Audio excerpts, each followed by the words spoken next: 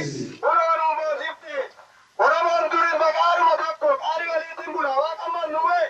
Ayyaanni seeruu kanaan nuwe. Isa biyya nagaa bora jedhee ture waaqati nuwe. Yaa boricha nuwe. Inni jattuu nuwe. Akkaarin jattuu nuwe. Waaqan dubbatan nuute. Waa walii galtee biyyaa nuuge. Yaa Waaqayyo. Walii galtee namuna waan nuufne. Waa walii galtee nuuge. Waaqa waan biyyaa tokkomo. Karaa biyyaa tokkomo. Waaqan dubbatan taatuu nuuge. Waaqa limaa nurraare. Galimaa nurraare. Baanuuma. Ilmarumaanuma. Waaqan bayee nubuun. Yaa waaqifti. Yaa lafaifti. Roobni gisee qabaa waaqifti. Saamni gisee qabaa waaqifti. Isa biraan jiraate kun hundumtuu. Ilmi namaa argee taa'ure waaqifti. Waaqa door warri nuuge. Jechuummoota dhufa waaqati nuwe. Yaa waan nuwe. Waan isaan dubbatan nuuteen. Riqanyaa irraa dha'u. Isa bakku elemoo bayee. Wanti hundumtuu bayee as taa'e waaqati nuwe. Ilma namaa bayee waan nuwe. Mijallee waan naajee.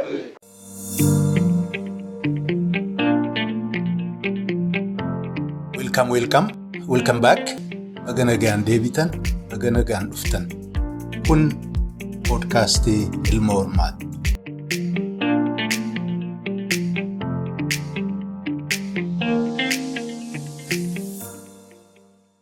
Ashamaa kabajamoo hordoftoota poodkaastii Ilma Hormaa. Akkam ooltan, akkam bultan, akkam jirtuu, jajjabaattuu, maaliif jirtu? Qophiilee seenaa qabsoo bilisummaa Oromiyaa kurfii garaagaraa qoqqoodnee isinii tamsaasaa raabsaa jirru. Marti keessanuu akka dhaga'aa jirtan, akka daawwataa jirtan, akka qalbeeffataa jirtan abdiin qaba. Torban darbee Jaalnagarii Fayyisaan ergaa caasaan garaagaraa humnaa mootummaa dargiitiin diigame qunnamtiin qabsaa'ota dirree fi magaalaa jidduu diigame. Qabsaa'onni magaalaa keessa turan baay'een isaanii hidhaa dargii keessa seenanii hidhaa keessattis darara guddaa wareegama qaqqaalii kafalanii. Maayyees mootummaan irreen bulu silaa hagam jabaa fakkaatu yeroo hunda jiraachuu hin danda'u. Sunis diigamee gariin isaanii manuma hidhaa namni eeguu dhabamnaan keessumaa ofii isaaniitti ba'anii jechuudha. Nagaatti achi bahuu isaanii nu himee ture. Hadha immoo erga hidhaa bahanii booda erga mootummaan dargii diigame achi booda maaltu dhalate? Qabsaa'onni bakka 3-4-5tti gargar fagaatanii turan. Warri dandamatan deebi'anii wal arganii maal hojjetan? Qabsoo akkam jiraa gaggeessanii? Wareega akkam maal fakkaataa kafalanii? Gufuu maaltu isaan mudate? Walumaa galattuu seenaa qabsoo bilisummaa Oromiyaa kan adda bilisummaa Oromootiin gaggeeffamaa ture keessatti maaltu mul'ate ka jedhu sagantaadhaa keessatti Jaalnagarii Fayyisaan gaggabaabsee nuun qooddachuuf jiraataa. Kanaaf egaa marti keessanuu jalqabarraa kaastanii haga dhumaatti qalbii guutuun akka daawwattan, waan ofii daawwattan immoo namoota hedduutti akka dabarsitan keessaa dhaloota haaraatiin akka wal qooddattan abdiin qaba. Namoota kan biraa akka Jaalnagarii, akka jaallan amma dura dhiyeessinee akka jaalabbaa biyyaa Dooktar Bayaanii fi Abbaan Haajiraa jiran seenaa qabsoo bilisummaa Oromiyaa of biraa qaban nuun waliin qooddachuu immoo fedhii hawwii qophii qaban illee nutti dhaamaa hunda isaanii hamma dandeenyeen barbaannee dubbisnee seenaa irraa hambisuu fi qophii qabnaa. Kanuma dhaammachuun barbaada. Kana caalaa egaa dubbii isinitti hin dheeressu sagantaa yookaan kurfii Jaalnagarii waliin qopheessinettis hin dabarsa. Turtii gaarii. Qophii duratti kanan jedhe waa'ee dubartoota keenya warra mana hidhaa turanis, warri dirree turanis, warri akka qodaa cabee darbatamuun isaanirra hin jiru. Seenaan isaanii wanti isaan keessa darbanii dhaloota sittaanuu fi barnoota kan yookiin immoo kan fakkii guddaa ta'uu malanidha jechuu kooti. Amma waa'ee kufaatii dargi akkuma duratti jennee Mangistuun gaafa May 21, 1991 biyyaa ba'ee Tasfaayeen Gabrakidaan bakka isaa bu'ee EPRDF gaafa May 28, 1991 Finfinnee seenee mootummaan Dargii ni faca'ee humni waraanaa fi tikaa bakka jiran hundumaatiin ni bittinnaa'anii garuu uummata irratti fakkeenyaaf yeroo isaanii faca'anii gara Finfinneetti deebi'aa turanii meeshaa gurguddaa baataniiti kan isaan deemanii garuu wanti isaanii really uummata irratti wanti isaan geessan hin jiru. Bishaan illee kadhataniiti kan isaan dhugan. Uummata irratti wanti ga'e hin jiru karaa isaaniitiin. Loltuun mooraa gurguddaa keessa turan guutuu biyyattii keessaa ni faca'anii. Tasfaayee Gabrakidaan,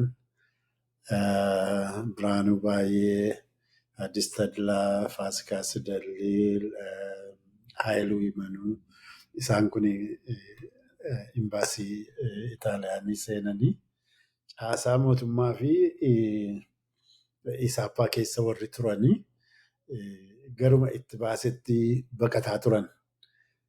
Finfinnee keessatti of course manni hidhaa warri mana hidhaa eegan hin badanii mana hidhaa kan jiru hundumtu ni bahee.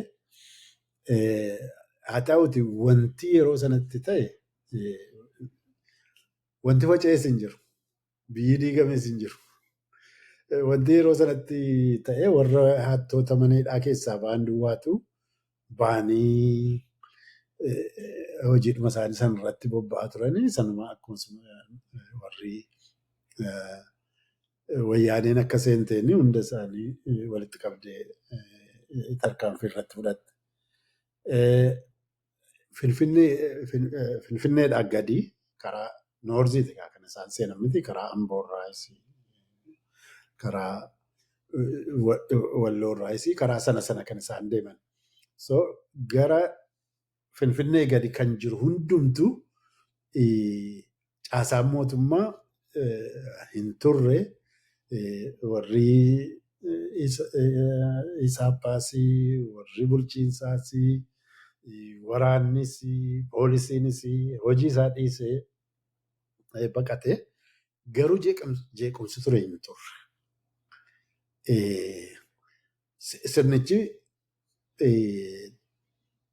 diigameera practically erga humni waraanaatii fi humni tikaa faca'e warri aangoorra jiranis karaa baqachuu jalqabanii faca'ee ture. Maayinni yeroo baay'ee biyyi facaatii biyyi diigamaa maal wanti jedhamu hin turre. Uummanni naannoo isaatti jeequmsi ta'es hin jiru. Inni kun waanuma amma deemaa jiru kanaaf illee wanti sun akkaataa inni itti ta'e fakkeenya gaariidha. So amma gara Arsii Bahaa fi Kibba Oromiyaa gadi ijoollee keenya waamaa turan. Garuu ijoolleen keenya even mooraa waraanaa Bahaa warri turanii ijoollee keenyatti waamaa turan. Garuu ijoolleen keenya humna hin qabdu. Baay'inaanis hin turre. Kanaafi tokko wanti really kufaatii Dargii sanarraa mul'atu tokko mootummaan Dargii baay'ee cimaa ture. Karaa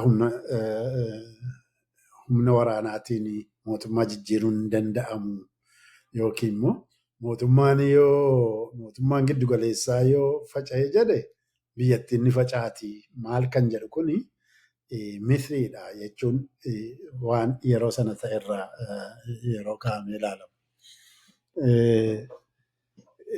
karaa keenyaan yoo ilaalte jette haala hidhaa bara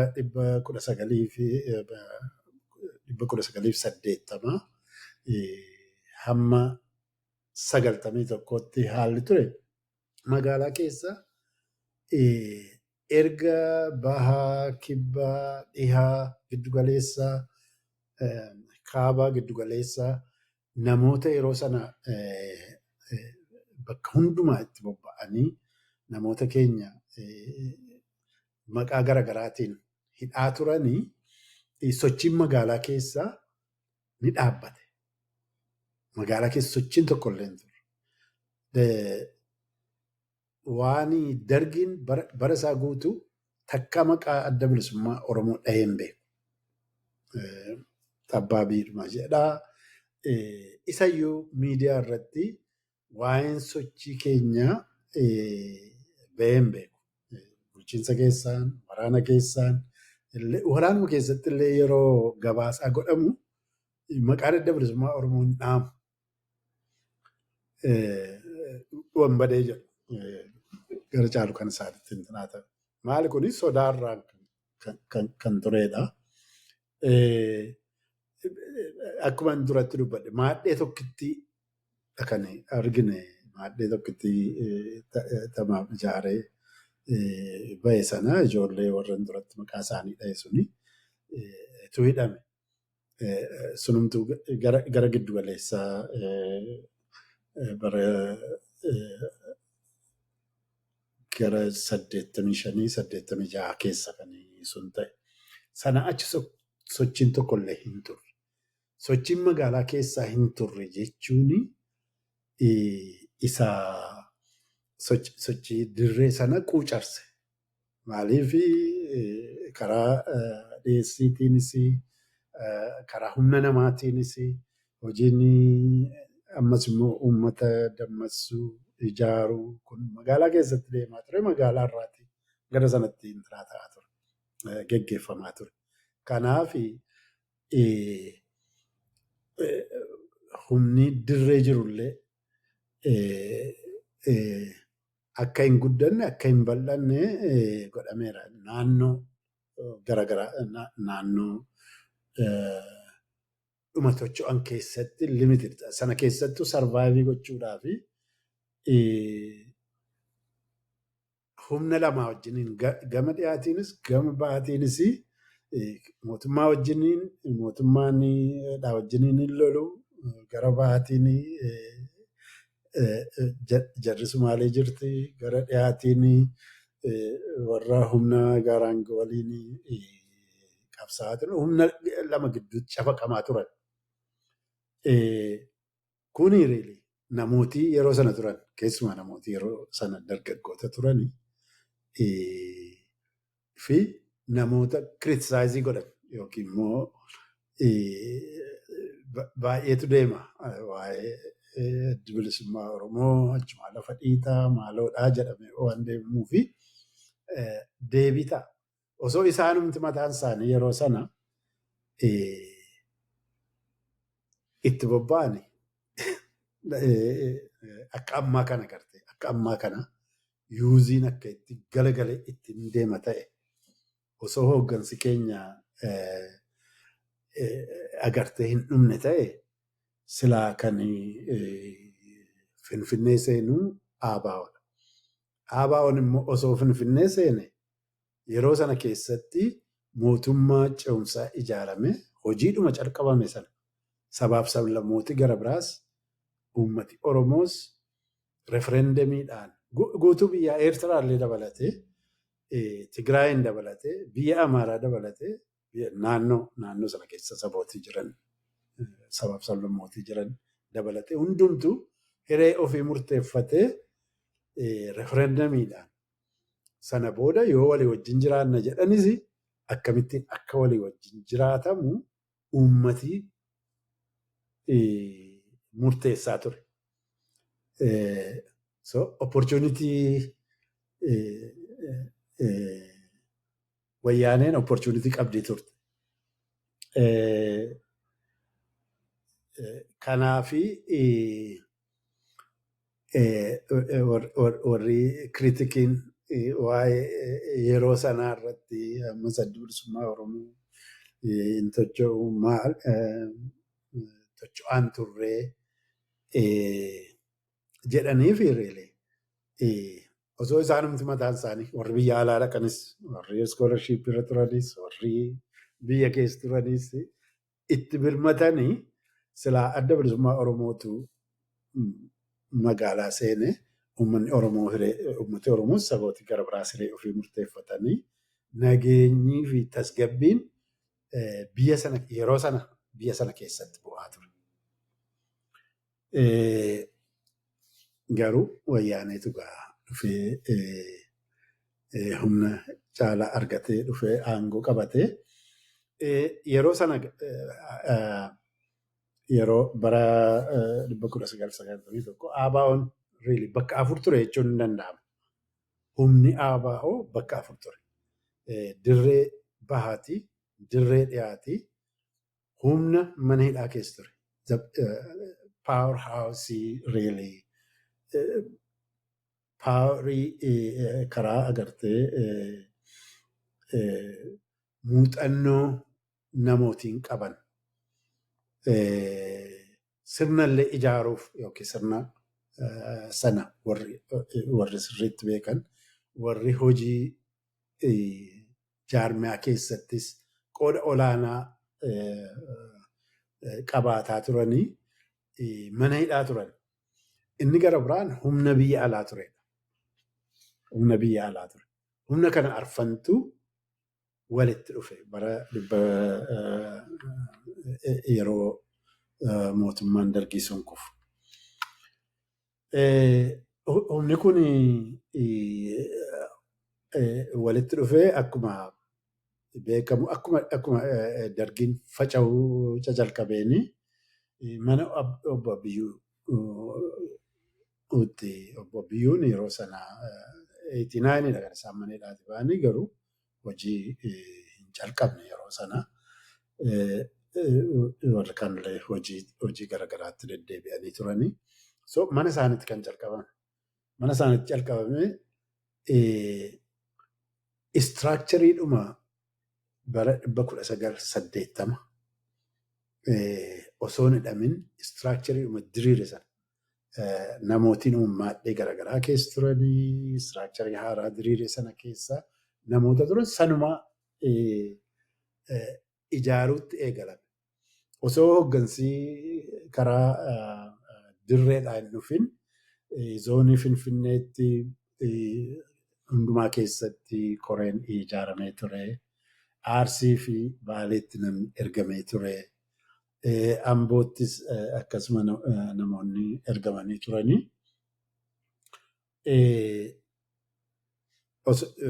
Piroosesii kanarra osoo jiru namootiin keenya jalqaba gara dirree dhihaarraa dhufanii namootiin dhufanii of course jajjabee namoota isaaniin tiksan waliini Jaalleencoo fi Daawud Ibsaatu dhufe karaa dhiyaa. Karaa bahaa immoo akkas torban tokko booda natti fakkaata. Torban tokko iyyuu hin guutu. Galaasaa fi Jamaal Roobaleetu guutamaa hawaasa. Osuma akkasittiin jiru gara dhihaarraa ergamanii mana Minilik jedhu sana ani hin jaalladhu bakka sanatti wanti sun calqabamu mana Minilik keessatti dhufanii achitti calqabame. Akkuma dhufameeni hojii addaan qooddatan. Of course incidentiin miseensi hojii raawwachiiftuu tokko Gammachiis Dhaabaa nama jedhamu. Inni wayyaaneen Nagalleetti ajjeefte. Immediately osoo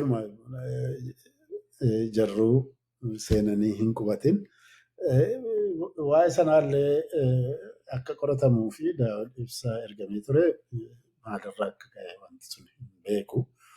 that was the first conflict wayyaanee wajjiniin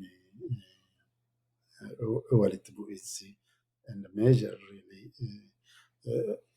hojii koree nama miseensa hojii raawwachiiftu tokko ajjeesuuni it was a shock yeroo jalqabaa warra intinaa ta'e yeroo sanatti hojii addaan qooddatan tokko dura taa'an hayyuu dureenii Galaasaan hojii jaarmiyaa akka geggeessu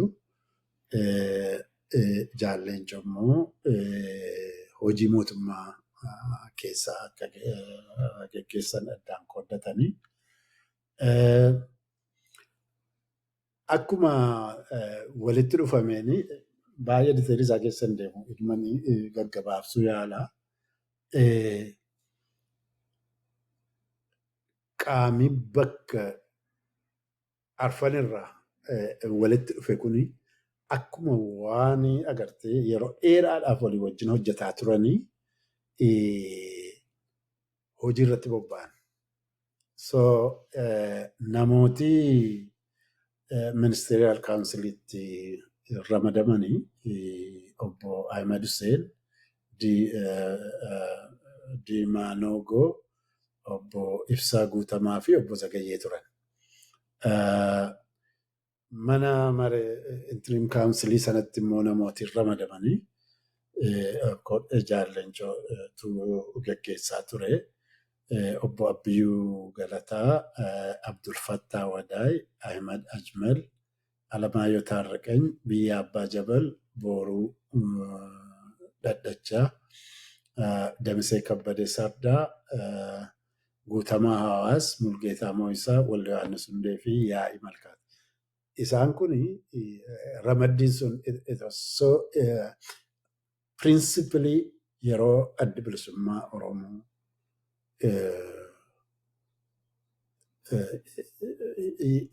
yaa'ii jalqabaa sana yookiin immoo walga'ii jalqabaa irratti lafa kaa'an sana fooloo godheeti. Oromoo hundumaa hamma danda'ametti Oromoo hundumaa hirmaachise. Inni lammataa immoo warra gara caalu namooti mana hidhaa turani haa ta'uyyuu malee warra alaarraayisii warra akka Yaa'ii Malkaa itti dabalamaniiru. Warra dirree dhuferraa Jaalleencoo fi Guutamaa Hawaastuu keessatti irratti bobba'ee ture. Obbo Abbiyyuu, Abdul Fattah, Ahmed Ajmal, Alamaayyoo Taarraqany, Biyyaa Abbaa Jabal, Damisee Kabbadee Sardaa, Mulgeetaa Mooyisaa. Isaan kun Waldo Yohaannis Hundee warra mana hidhaa turani heddumminni isaanii. Kun egaa karaa warra mootummaa keessaa hojjetutti ramadamanidha. Gara biraan hojii jaarmiyaa fi kan Galaasaan geggeessu. Galaasaan akka waan hojii damee siyaasaa kana organizii nu godheedha. At least ani yeroo sana keessatti Oromoo mana barnootaa keessaa jalqabee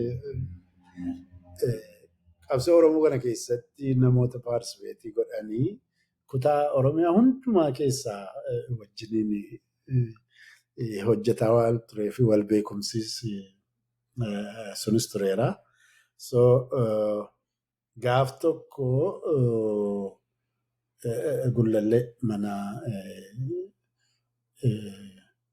adda dammee tokkotti achitti Galaasaadha. Haayiluu Daargeetii namootan kontaaktii godhe waamsisa waliin achitti wal keenya Daawudis tureera guyyaa sana. Namoota hojii garaagaraa Finfinnee waajjiraadhuma gullallee sana organizii gochuu achirratti namooti ramadamanii. Kanaaf hojii waajjiraa gullallee Tashoome innis nama mana hidhaa turedha. Lammeessaa Booruu fi Gannatii Dheeressaatu itti ramadame. Damee dinagdee Dr. Taaddasaan alarraa yookiin karaa dhiyaarraa dhufanii turanii. Abarraa Tolaatii fi Qumbii Kumsaa Dr. Taaddasee waliin akka hojjetan. Damee siyaasaa of course damee siyaasaa itti gaafataman damee siyaasaa Nadhii Gammadaati. Nadhii Gammadaa yeroo sana keessatti intinaan ture. Damee siyaasaa akkan geggeessuuf Galaasaan na gaafatee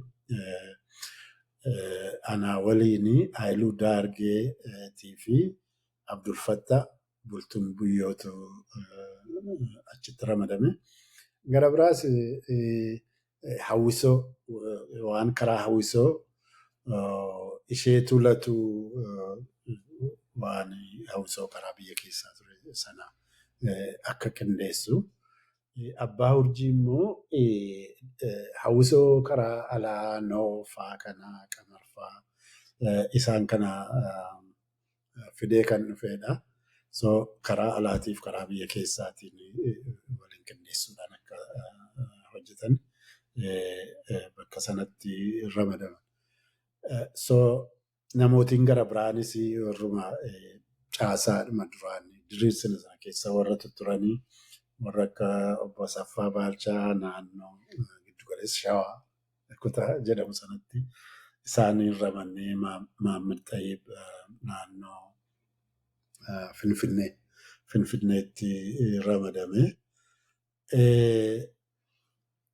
Haala kanaanitti namooti irra ramadamanii hojii eegalan. Namoota warra caasaa kana keessatti ramadaman osoo hin ta'in namootiin fakkeenyaaf warra akka Lammaa Warqee hojjettoota kana waldaa hojjettoota kana ijaaruu inisheetiiviin uummataa isaaniitiin riilii warra akka Obbo Mokonnin Galaan fi Abbaan Margeefaa akkasuma assooshieeshinii garaagaraa namoota keenya agartee ogummaa garaagaraatiin jiran kana walitti fiduudhaan hojiitti bobba'an. Namni qaamoleen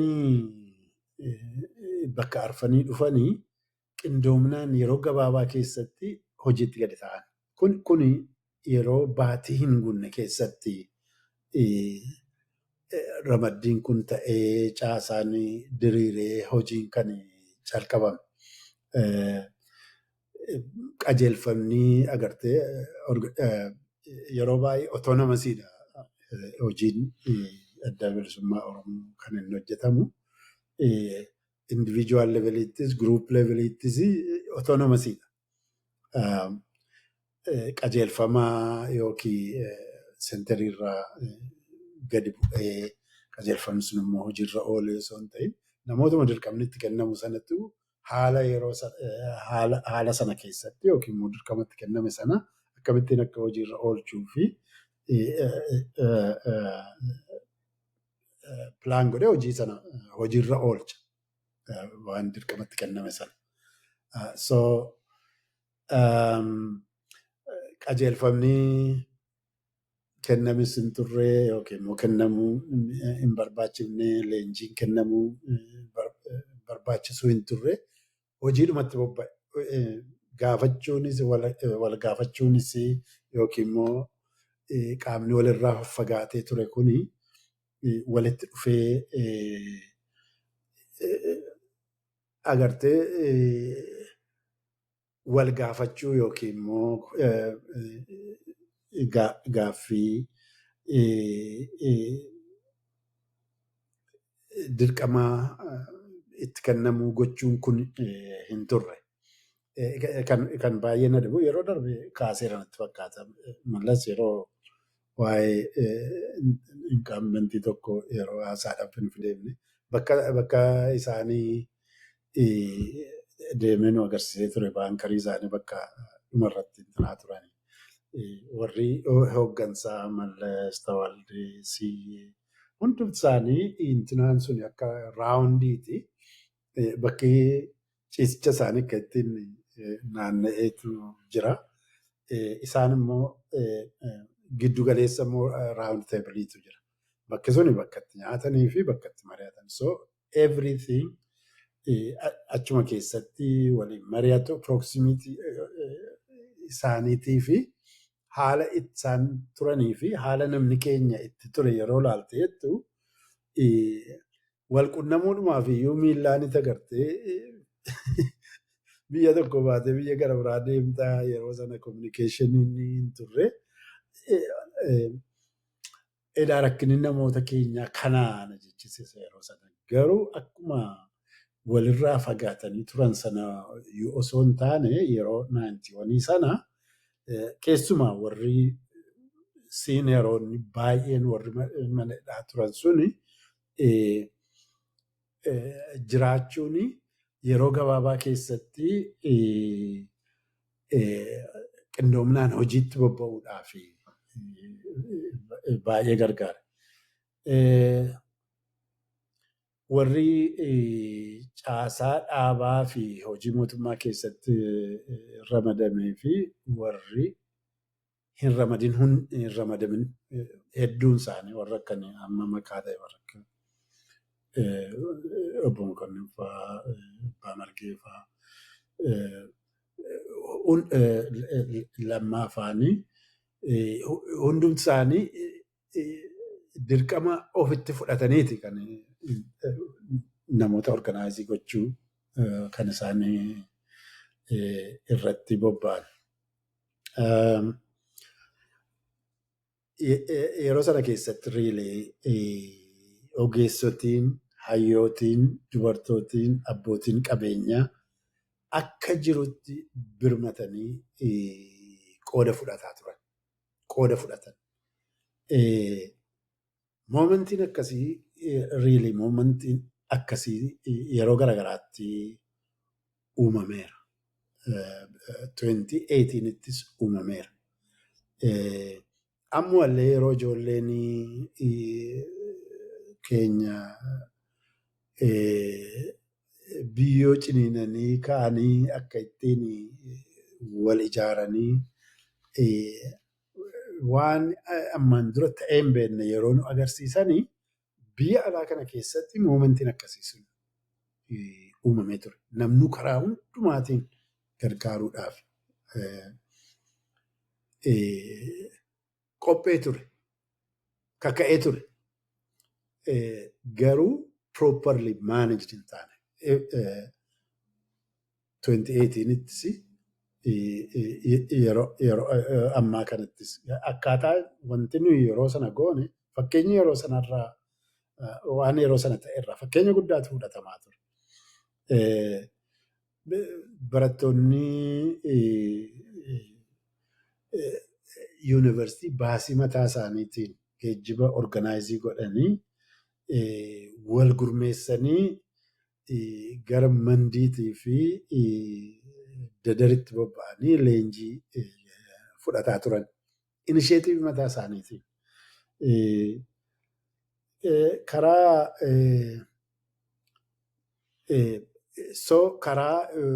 warri damee siyaasaa keessatti turre yeroo sana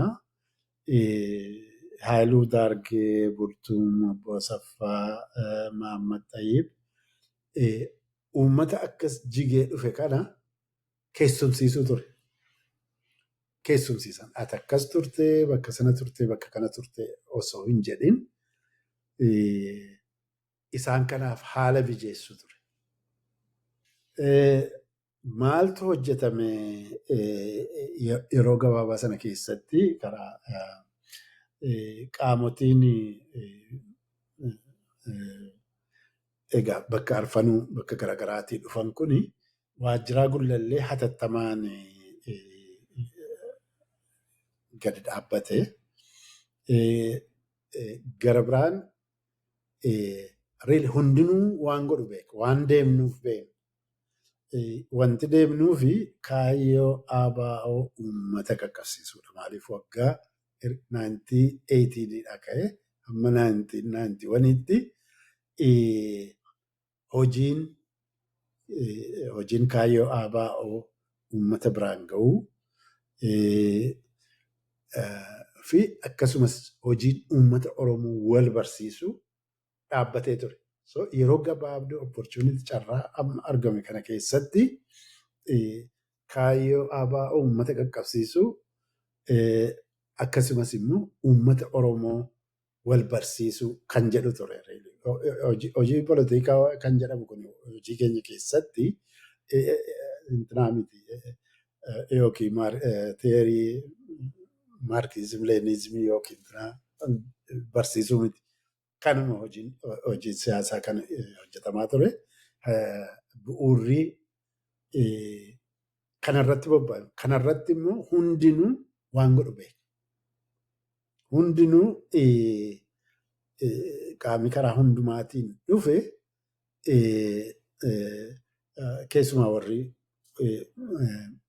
osoo kana hojjetanii irraa qabamanii hidhaman suni kana ni beeku. Orienteeshinii yookiin tireeningii waan akkasii kana hin barbaadanii turan.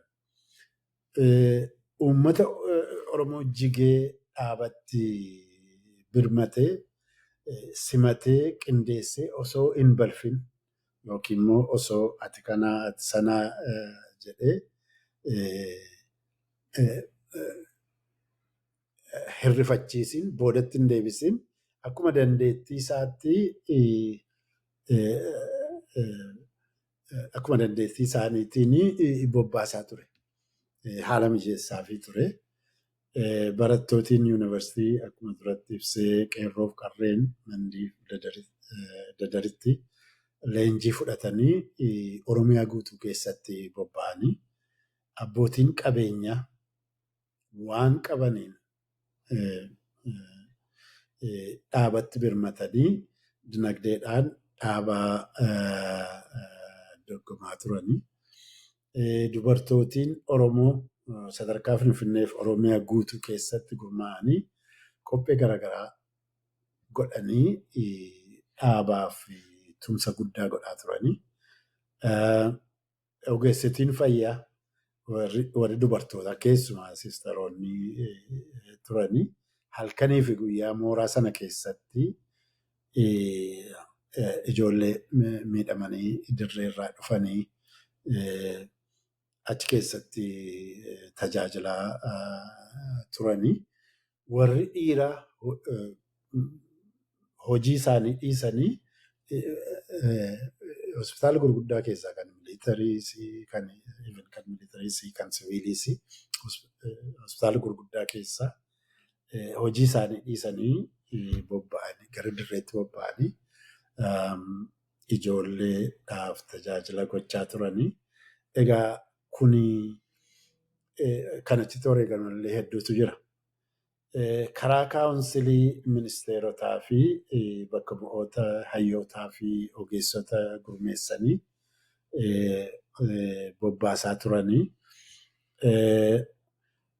Kanaaf yeroo waggaa hin caalle keessatti qubeen akka hojiirra oolu ta'ee Oromiyaan waraqaarraa lafa bu'ee daangaan isaa sararame.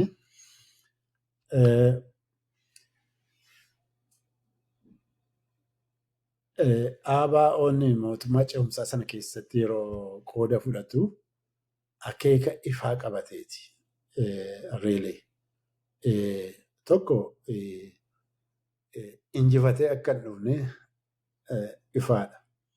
Gara biraa mootummaa sirna sana jijjiiruu keessatti keessumaa waa'een hiree murteeffannaa wayyaaneen deemsisee ifaa ture. Tokko by their nature oppositionii tolerating godhan. Calqabuma yeroo dhaqanii dhaabbatanii osoo baay'ee hin turin warra TPLF TPLF kun warra naashinaalistotaati. Isaanin ilimineetii godhan. Darbanii warra Ihaappaa sanallee achi keessaa ilimineetii godhan sunillee oppositionii miti. Kanaafi wanti seenii OPDO ijaarteefis aangoo ofii dhuunfachuu osoo hin ta'in keessumaa waa'ee hiree murteeffannaa sana bifa bilisa ta'een akka hin adeemsifanne really ifaa ture. Egaa warri murtii godhanii yeroo murtii godhanii maal irratti akka ta'e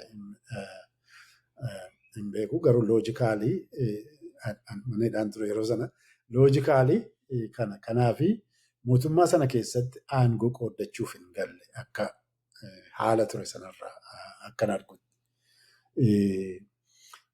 Sana warri maneedhaa turanillee akka isaanitti fudhatanii kaayyoodhuma ganamaa sana bakkaan ga'u kaayyoo ganamaa sana bakkaan ga'uudhaaf immoo yoo waa'eedhuma kaayyoodhuma ganamaa sana irratti hundaaniiti kan isaanii hojiitti gadi bobba'an. Kanaaf ragaan haasaa hooggannii fi bakka bu'oonni interim kaawunsilii bakka garaagaraatti godhan. Fakkeenyaaf haasaa Galaasaa Dilboo Dirree Masqalaatti kenne. Haasaa Jaalleencoo kiiloo 6tti yeroo jalqaba dhufanii seenan kiiloo 6tti Kirismas Hooliitti haasaan godhamee ture. Haasaa godhame sanarratti tokko moonee hin dhufne keessummummaadha dhufne waan Jaalleechoo achirratti dubbate keessaa Oromoon duruu ofii gorduuba bulee siree ofii keessummaaf kennee ofii gorduuba bula. Falmiidhaaf dhufne mo'annee miti kan dhufne kan jedhu meesajii akkasiiti. Meesajiidhuma sana fakkaatan Daawud Ibsaa Damdollotti laatee Jamaal Roobalee Dirree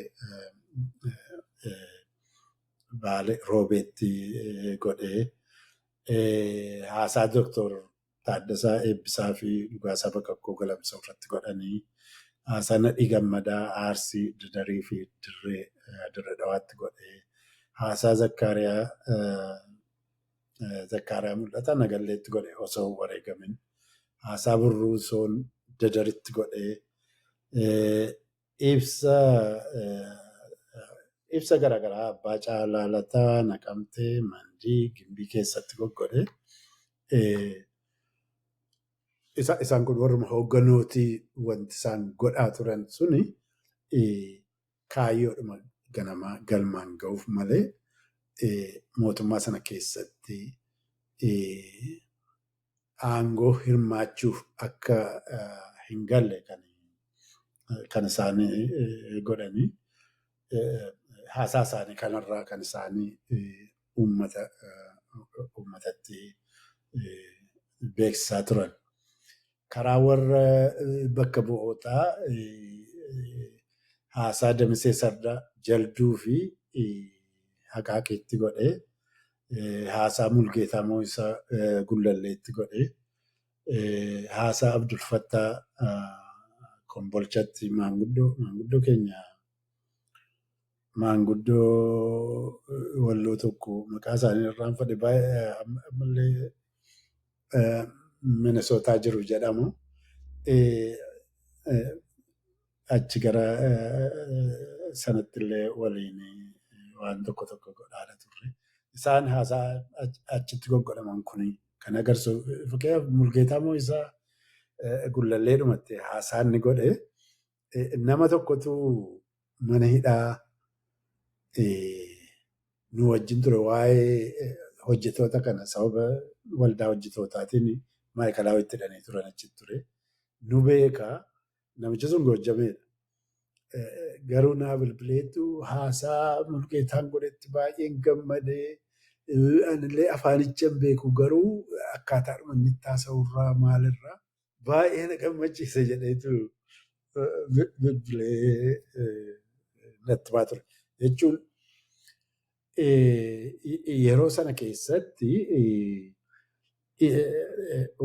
uummata dammaqsuudha. Haasaaleen goggodhamaa turan kun uummata dammaqsuudha. Uummatatti erga adda bilisummaa Oromoo dabarsuu ture. So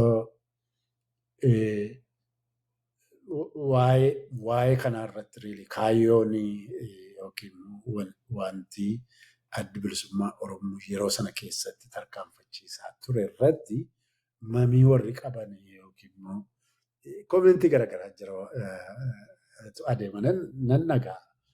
Keessumaa namootiin warri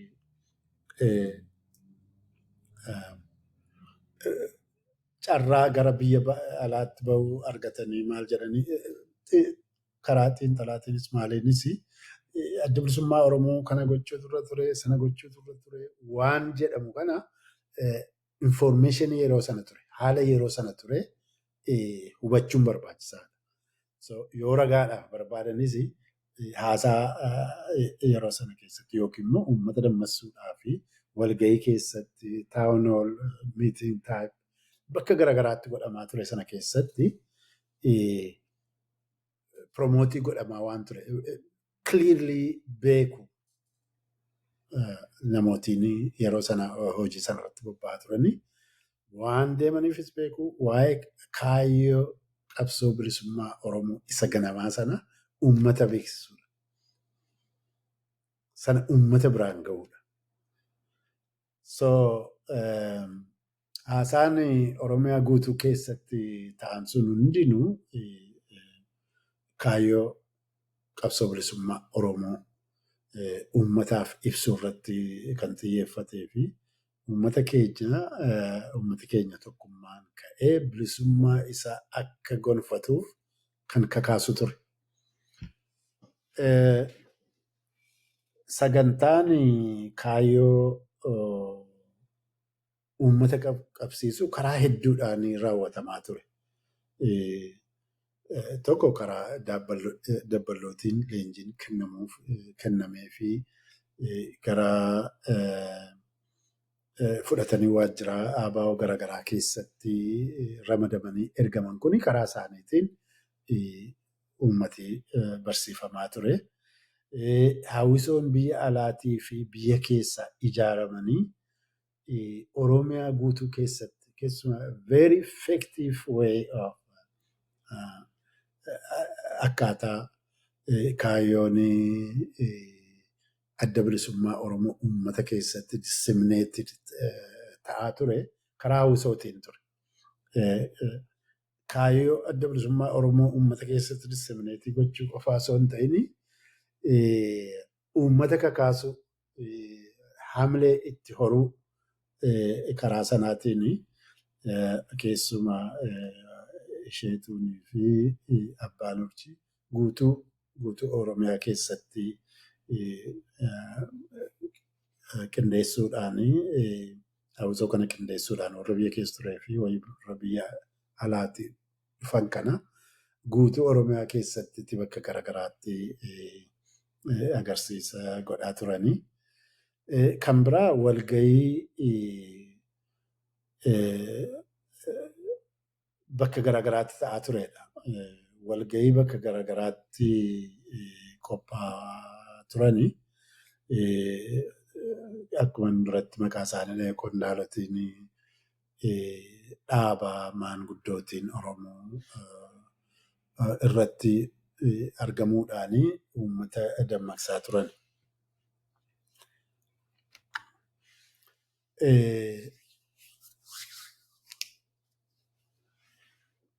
Inni lammataa waa'ee tokkummaati. Tokkummaa Oromoo walitti fiduu.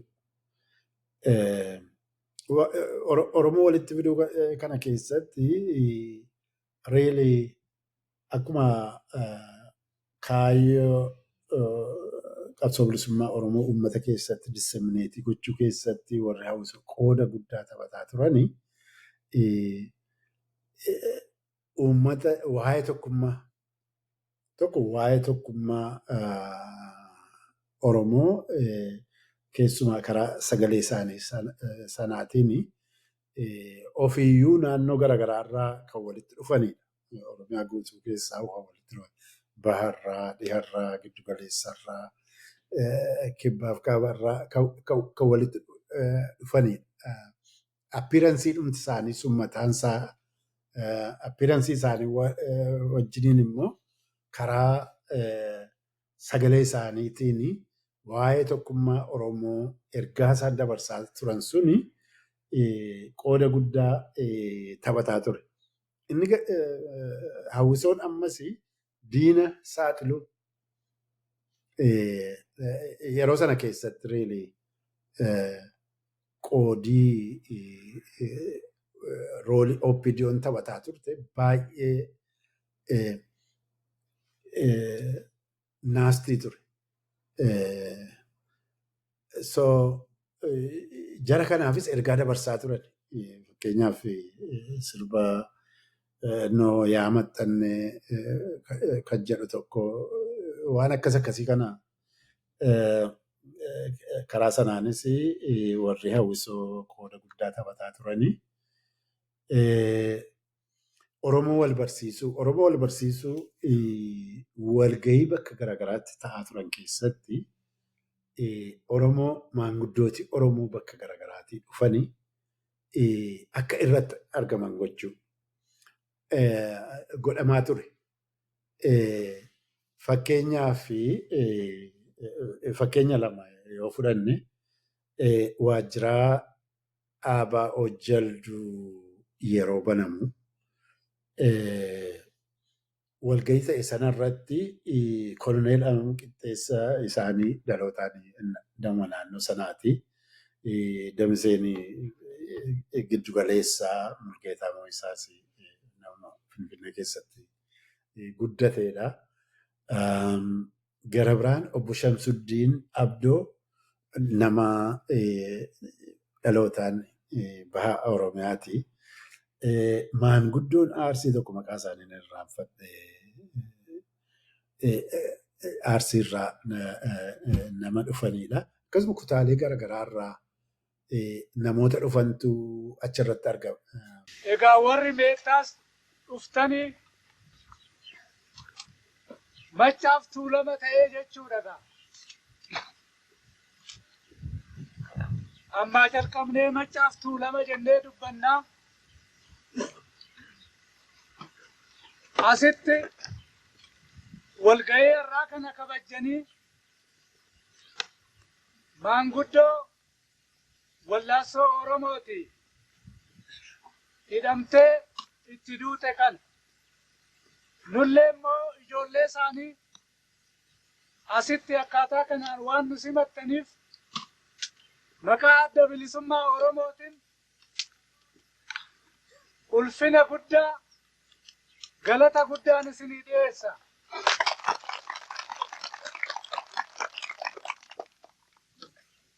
Egaa akka abbaan keenya koloneel Alamuun jedhanitti walda'iin machaaf tuulamaa kuni aadaa Oromootii fi seenaa Oromooti irraa ka'uusaa yoo alaabaa adda bilisummaa Oromoo kana waajjira keenyatti yookiin biiroo keenyatti yoo fannifannu yoo ulfeeffannu hundi keessanillee yaa jiraachuu baattan malee namni baay'een dhageessaniirtu. Alaabaan as jiru kuni amma sirran deebi'aa warri kanaan duran dhaga'ini inni baalli jidduu jiru suni mukni jidduu jiru suni odaa nabeeti. Odaa nabee immoo abbootiin Oromoo haadholiin Oromoo odoo biyya isaanii hin dhabin, odoo lafa abbaa isaanii hin dhabin, odoo seenaa isaanii, aadaa isaanii, eenyummaa isaanii hin dhabin, odaa nabee kana jalatti walitti qabamanii seera tumachaa turanii. Kanaaf odoo manootiin akkasiin ijaaramin sabni Oromoo galma beekaa Galmi kun immoo kan qaalluusaa kan uumaa isaatiif duudhaa isaatirraa dhufe odoo galma hin ijaarratin abbootiin Oromoo gaaddisa odaa nabee kana jala taa'anii seera tumatanii seera tumame saniin saba Oromoo kana bulchaa turanii jechuudha. Egaa odaa nabee galma Oromoo ture jechuudha. Gaaddisa Oromoo ture jechuudha. Inni immoo boorri qara qabu kuni qara biiftuuti jechuudha. Ifa biiftuutu agarsiisaa jechuudha. Ifni kun immoo Oromoon ifa keessa ture. Oromoon seenaa guddaa qabaachaa ture. Oromoon ulfina guddaa qabaachaa ture. Akka jaarsi keenya amma asitti jedhanitti bulchaan Minilik qawwee faranjii irraa kadhatee yoo isu jechuudha inni boora qara qabu kun qara baay'ee qabu kun inni baala fakkaatu kun jidduu dheeraan immoo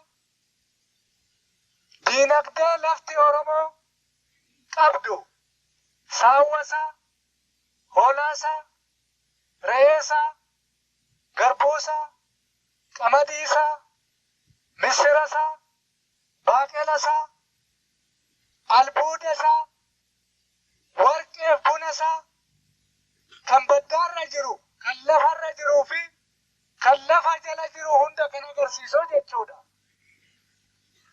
Inni diimaan olaanu kan jalqabaa abbootiin keenya garbummaa jalan seennu jedhanii isaan amma koloneel Alamuun maqaa dha'ani. Akaakayyoon isaanii warra fincilanii lolanii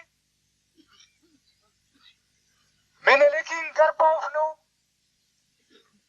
ergamtuun goobanni nun garboonfatu ergamtuun diinaa jedhanii warra dhiiga isaanii kan naqan isaan agarsiisaa jechuudha inni diimaan kun. Inni dhumaa diimaan kun immoo ijoollee keessan kanarraa kan walgahii kana isinii fide kan uumaaf duudhaa keessan kana isinii fide dhiiga ofii kan naqaa jiru namoota akka Baaroo Tumsaa kan akka Magarsaa Barii kan akka Gadaa kan akka Elamoo Qilxuu kan akka Muhee Abdoo kan akka Gazzaa'aan Qaasaa'uun kan akka Adoomsaa kan akka Iggazuu Bantii warreen bosona keessatti dhiiga ofii kan naqan warri kaan warri maqaan dhaamin warra kana agarsiisaa jechuudha dhiiga diimaan isa dhumaa. Achi duwwaa miti bakka gara garaatti akkasumatti keessumaa naannoo giddu galeessaa naannoo gara dhiyaa fi bahaa of course hojiin hojjetamaa ture kun waajjiraalee banuusii dabballoota bobbaasuun kunis kan dhiyaa dhumatti ta'aa ture kan bahaas bahumatti ta'aa ture dabballoota keessumaa achitti leenjifamaa turanii kan naannoolee gara biraati keessumaa giddu galeessa irratti kan Finfinnee irraa fookasiin irratti ta'aa ture. Fakkeenyi gara biraa Oromoo wal barsiisuu walitti fiduu kana odaa bultuun walgahii ta'e odaa bultuutti ta'e. Walgahii kana duraanii dhugaasaatu bilbilee na gaafatee waan achitti walgahii gochuudhaa fi akka sagantaa qabanii booda walgahii sana irratti argamuudhaa fi kutaa Oromoo hundumaarraa akka argaman Finfinnee irraa kutaalee garaagaraa irraa akka argamanii organaayizii goone gara otoobisii 18tu deeme Finfinnee irraa gara sanatti Haayiluu Daargee fi Bultuun Biyyoo baay'ee galatoomanii waan sana qindeessuu keessatti qindeessuu qofaas immoo osoo hin ta'in isaantu tiimii sana geggeesse. Even yeroo gara sanatti deemanii jedhanii namootiin keenya ogummaa ogeessotiin fayyaa warri akka Sister Baay'ee Fufaa jedhamanii organaayizii wal godhanii karaa irrattis achittis tajaajila fayyaa kennaa akka turanidha. Isaanillee organaayiz ta'anii giruuppii sanatti warra dabalaman. Kanaafi karaa sanaas Oromoon wal bare, Oromoo walitti fide. Baay'ee hojii baay'eetu hojjetame. Oromoo walitti fiduu duwwaa osoo hin ta'in guutuu Oromiyaa keessaa. Anamma gara yeroo interim electionii sanaa naannoo Amaaraatti ramadame gara sana deemeen ture. Baay'een excited warra Oromoota namoota keenya Arsii naannoo Kamisee Kombolchaa namoota turan. Bira darbees immoo haayiqii warra Baabbuu hangafa warra Baabbuu tokko dhaqee dubbiseen ture. Sanatti why I was interested naannoo nan itti dhaladhu hangaftii lammii naannoo sanaa warra Baabbuu jedhama. Kana nan keessaa dhaladhu warra Waleeti quxisuu warra Baabbuu sana. So connectionii isaas beekuudhaaf baay'ee dharra'ee warra hangafa warra Baabbuu sana dhaqee dubbisee afaan Oromootiin haasa'u duuba waa'ee bakka dhufellee waan akkasii kana itti odeesse. So Oromoon bakkuma hundumaati Oromoo jedhee of course kan ammallee maqaa intinaatiin waamamu garuu hojiin bara 50mootaa keessa calqabame waa'ee Oromoon hundinuu Oromummaadhaan at least awarenessiinsa an Oromoodha jechuunsa danda'uunsa hojiin 50moota keessaa calqabame irratti hojjetamaa ture. Yeroo sana keessatti xumurame jechuun hin danda'amu.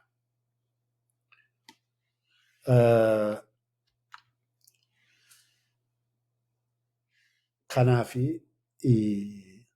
yeroo waggaa hin guunne keessatti yeroo baay'ee amma organizeeshiniin hin turre maaloo komentii garagaraatu jira. Warri xiinxaltoota keenyaa fi warri eliitiin keenya warri biyya alaa jiran kun yookiin immoo jenereeshiniin ammaa kunis even warri duriis in fact organizeeshiniin wayyaaneen baay'ee organized turte. Garuu iseenuu yeroo gabaabaa akkasii kana keessatti waan yeroo sana hojjetame saba bal'aa guddaa akkasii kana keessatti hojjechuu hin dandeessu turte. Wanti hojjetame kaayyoo hogganootii fi Oromoo baay'een itti wareegamanii uummata Oromoo qaqqabsiise. Kana kaayyoon keenya. Objektiiviin keenya karaa akkasii kana immoo objektiiv keenya achiivii gochuu dandeenya kan jedhu sana Oromoo biraan gahe. Oromoo tokkoomse bilisummaa isaatiif akka falmatu dammaqse. Daangaan Oromiyaa sararamee lafarra bu'e. Dhaloota qubeetiif hojii manaa kenne. This is your country. Bilisoomfadhuu kan jedhu dhaloota manaa kenneef dhaloota qubee kanaaf. Dhaloota qubee suume. jechuun danda'a. Oromoon kaaba warra baabbuutii hamma kibba moyyaaleetti. Baha cinaaksanii hamma lixa begiitti Oromummaa ofiitiin dammaqee qabsoo itti aanuu fi tokkummaan akka ol ka'u ta'e. Afaanii fi aadaa isaatti akka boonu ta'e. So ijoolleen Oromoo afaan ofiitiin akka baratanii bu'uurri bu'e.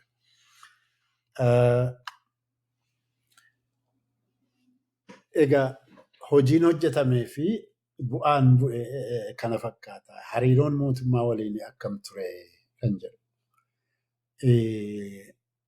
Waa'ee biiroolee yeroo biirooleen babbanamanii amma OPDO'n kun yeroo sana keessatti ani aadoonnu yeroo sana keessatti namni achuma as bahee ani OPDOdha ofiin jedha Oromoo keessa hin jiraata jedhee yaaduun ture. Haala yeroo sana keessatti. Yeroo ABO'n waajjiraalee bakka garaagaraa keessatti banatee jedhu uummanni jigeetu simata.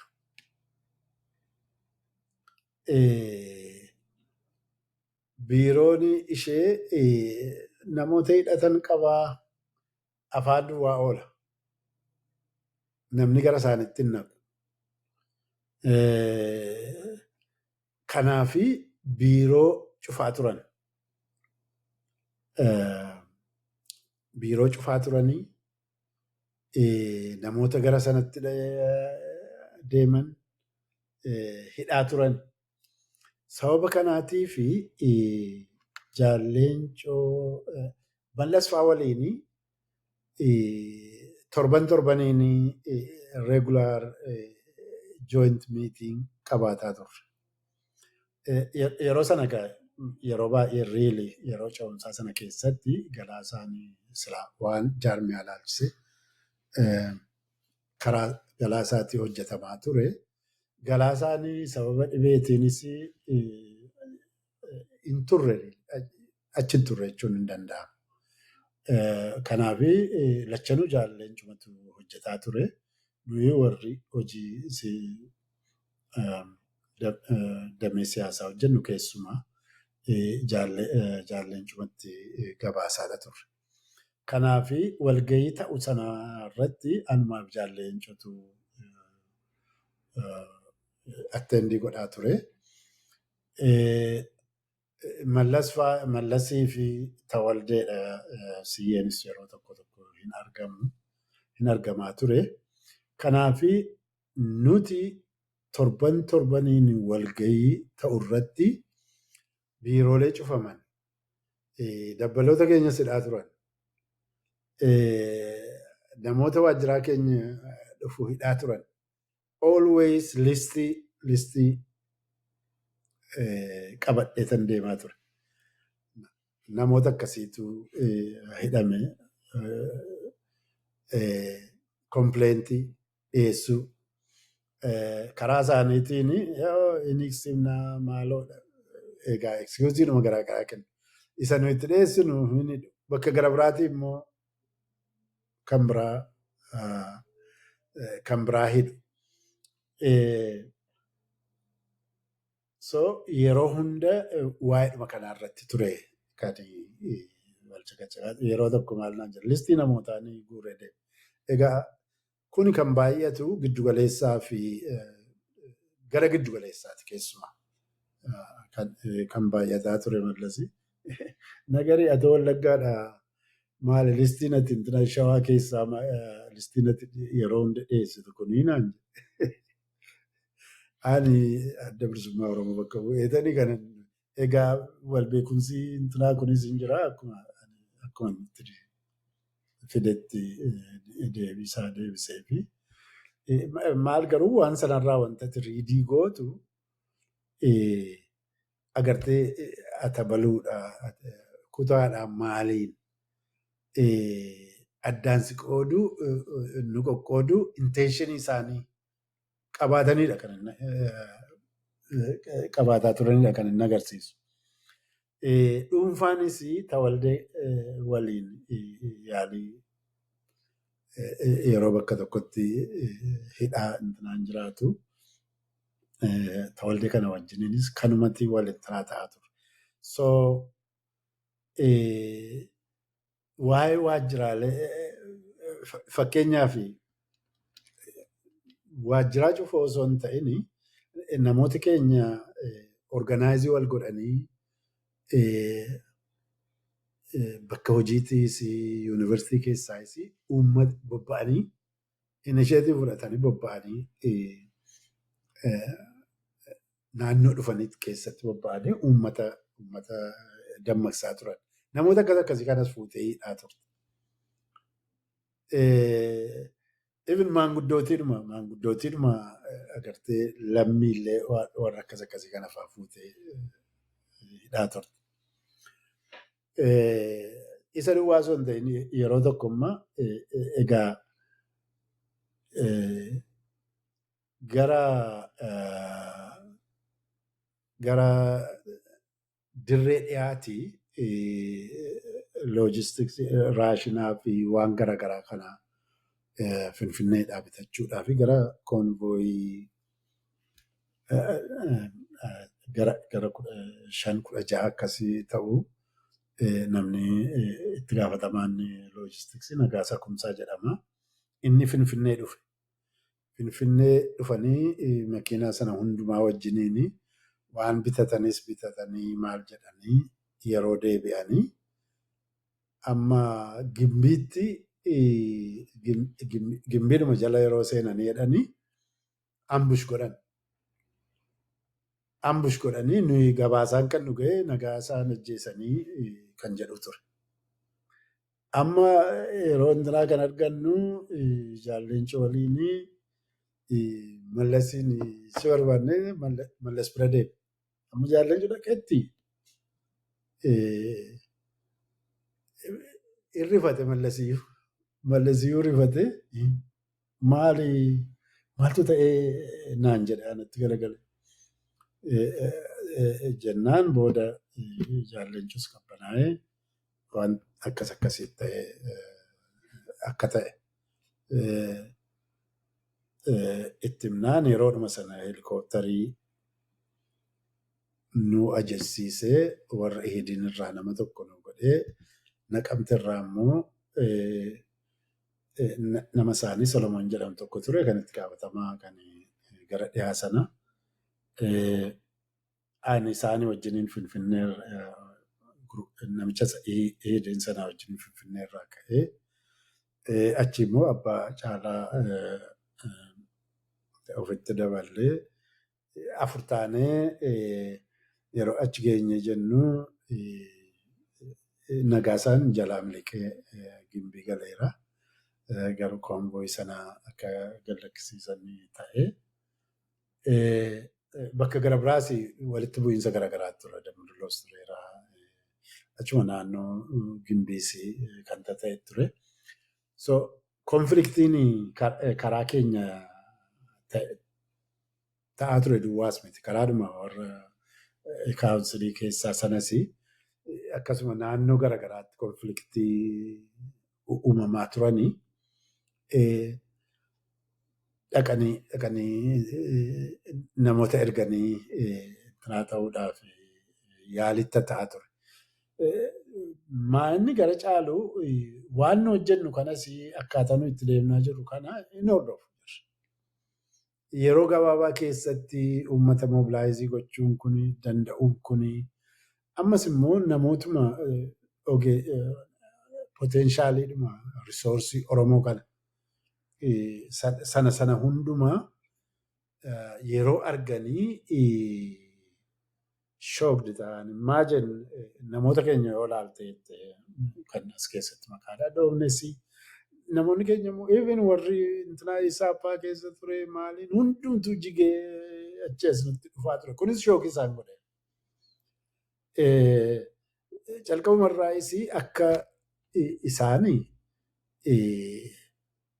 maanni gaafa kaayyoo TPLF ganamaa sana biyya isaanii bilisa baasuu ture miti. So biyya isaanii kana bilisa baasuun satisfied akka hin taane OPDO of jalatti gaafa ijaarrachuu jalqaban sana biyyuma bulchuudhaa fi compromise gochuudhaa fi akka qophee hin taane yeroodhuma sana kan isaan murteeffatanii. Kanaaf akka nuyi waan nuyi itti adeemnu kana gara biraas nuti hojii tokko wanti hojjetame ergan achi deebi'ellee progressiin isaa maal akka ta'e hin beeku. Lafa jala waa organize gochuu calqabnee turre kan waajjira gullallee irraa adda ta'e namooti illee immoo naannoo sanatti exposed hin taane gaafa baanu yookiin immoo gartee lafa jala ijaaru kan Finfinnee keessa opereetii gochuu danda'u. Sun hundumtuu gartee objektiivii keenya kan ta'u. Maadhee sana namootiin waan sana keessatti calqaba niwukilaasiisee walitti fideentinaa ta'e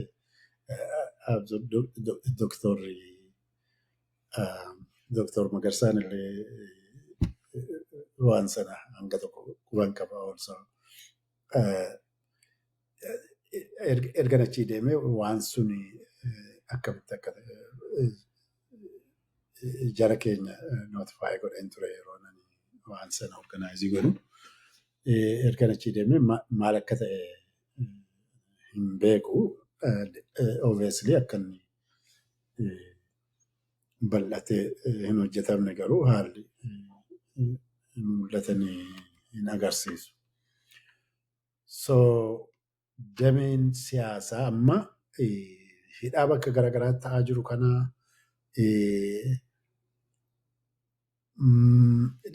irratti diskasii gooneetu jaalleen cufaa ijoollee hidhatan waajjiraalee jijjiran hundumaa fi nama 4 nuu kennaa jennee gaafan.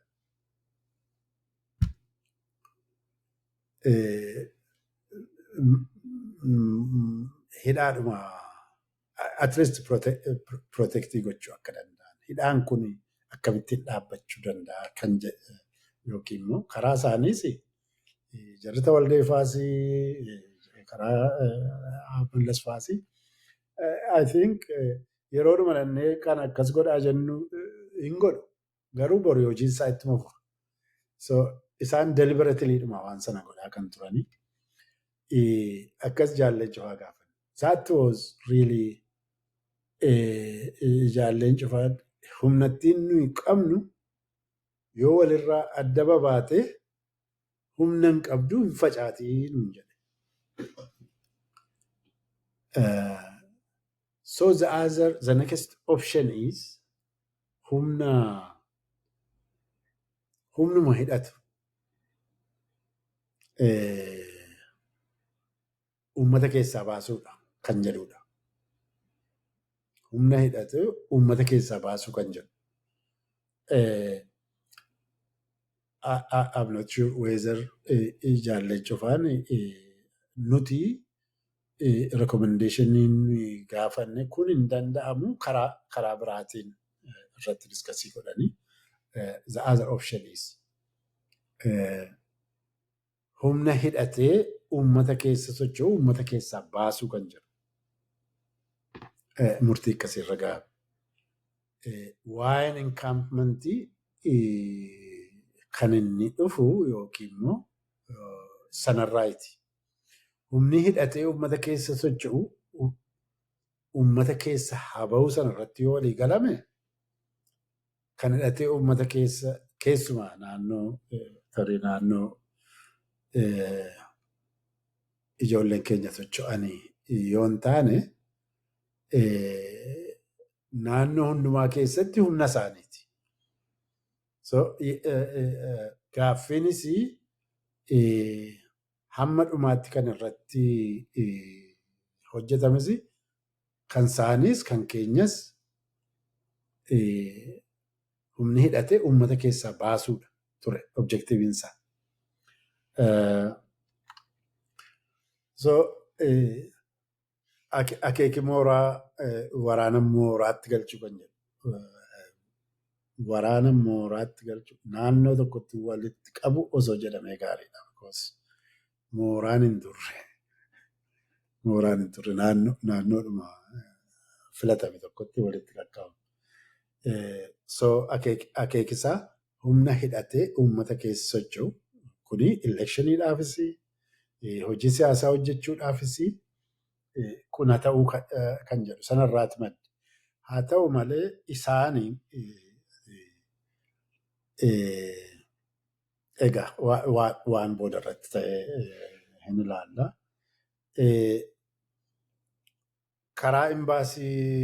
Karaa warra imbaasiitii fi isaanii wajjinis haasaan goggodhamaa tureera. Aan sanarratti hin beeku. Yeroo sana nadhiini dhufee damee siyaasaa geggeessuu calqabe. Ani gara noorzii yeroo interim electionii sana gara biyya Amaaraa deemeen ture. So progresii isaa sana hin beeku garuu walgahii Maqalee ta'e irratti hirmaadheen ture.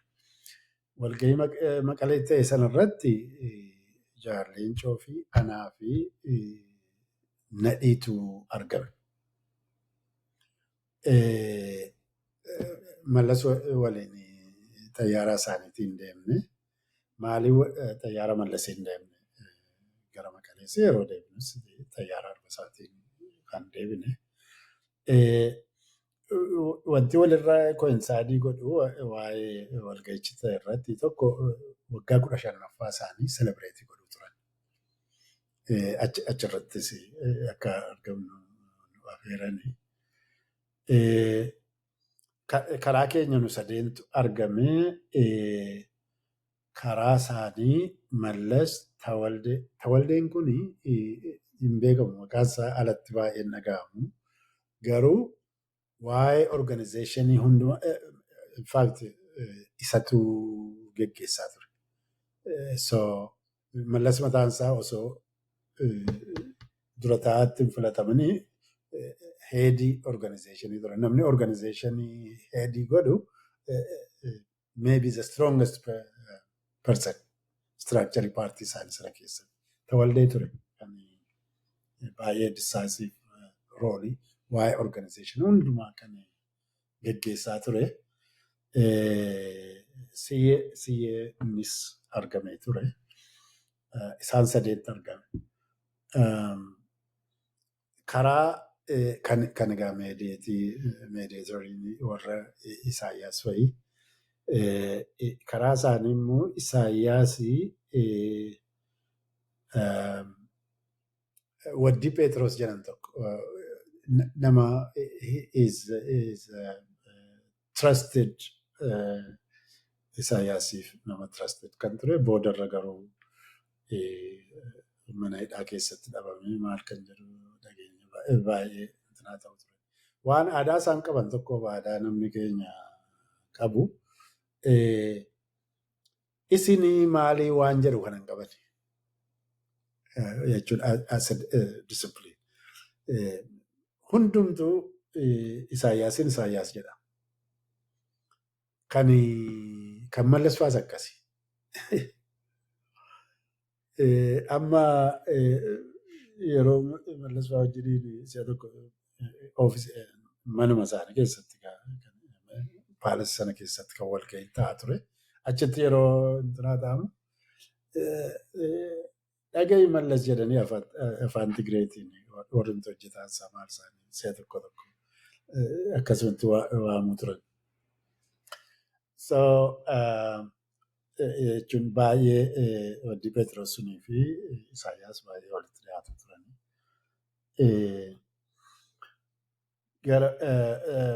Gara biraan eenyu walde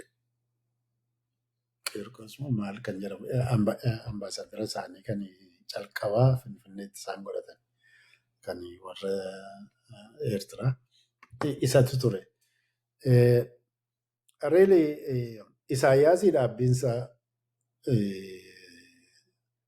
baay'ee kiliiriidha jechuun waa'eedhuma gara biraa irratti iyyuu inni waa'ee keenya kanas mallas faanis tuffii nuuf qabu. Garuu Isaayyaasii namootuma keenyaa fi tuffii guddaa akka qabudha kan karaa garaagaraatiin kominikeeshiniin namoota garaagaraatiin wajjin godhurraa kan ta'ame. Dhaabbiin isaas immoo koloniyaalii baawundariin kuni sanarratti amane baawundarii Berliinitti invented ta'e kuni sun eegamuu qabaa kan jedhu qaba.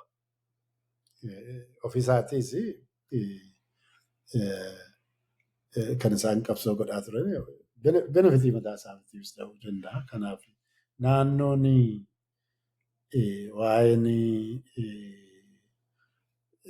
waa'ee dhumti federeeshinii yookiin maalii kuni waa'een sabaanii gurmaa'uu maal kuni isaaf fudhatamaan turre. Wanti inni achirratti calaqqisaa ture yeroo tokko konverseeshinii turerraa waan abbaan dhimmaa isa ta'eti fakkaata.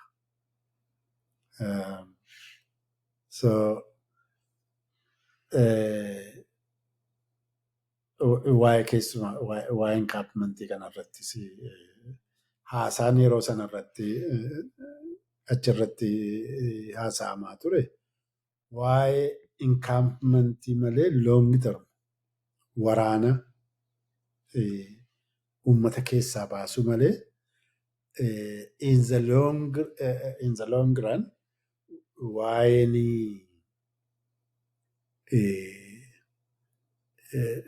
waraana adda bilisummaa Oromoo disarmi gochuu ishuun achirratti kaa'ame hin jiru. Inni gara biraan waa'een akkuma alatti dubbatamee yeroo baay'ee dubbatamu waa'ee isaanii fi isaanii gaarantii gochuudha. Protectii gochuu, monitorii gochuu waan kana akkasitti kan intinaa ta'e. Waan yeroo intinaan sun ta'aa ture haasaan ta'aa ture jechuun waan diteelii waan gara biraa keessa seenuun barbaachisu. Haasaa dhumarra osoo jirru dhufanii Mallasii waaman. Jechuun hin barbaadamtaa jedhanii waaman. Finfinneerraa itti bilbilan fakkaata. Amma xinnoo garuma daqiiqaa 5 dhufee mataa biraa jirutti ga'e. Isin kudeetaan irratti deemsuu barbaadduu jedhe.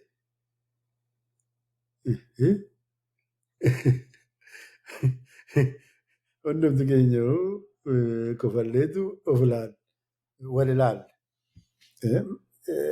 Isaayyasis sarpiraayizii ta'e afaan Tigriffaatiin taayifoonuu jedheen. Maaltu ta'e jedheen. Duuba isinii waraanni loltuu aarmii gootanii naannaa paalasiitti insirkilii osoo godhaa jirtanii godhaa turtanii jedhe. Really akkuma eenyuutu namni bargaining positionii isaanii maybe cimsuudha yookiin immoo agartee intinaa ta'uudha jedhanii waa'een jedhanii kana fidanii maalii si jechisiisa. Garuu lakki tokko waan akkasiitiifis waan akkasii gochuu yaada isaas hin qabnu. Wanta akkasii ta'uusaas quba hin qabnu. Garuu addaan baafannaa jedhee Jaarreencoo bifa aariitiin dubbate. Achi wanti suni I think yeroo anillee gartee waan sana kan verify godhate Jaarreencuma. Ani intinaan jenne ijoollee naannoo sanatti qabanii kaasa'uun fa'aa ijoollee dargii.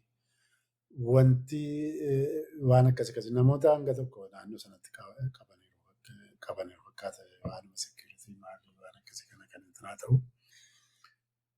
Waa'ee sanaa irratti really what they did garuu isaaniin baay'ee isaa fi incidentiin sunii fi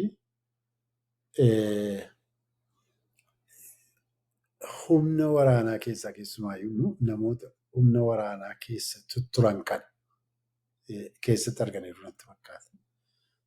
So inni isaaniin rifachiiseera. Garuu that was not really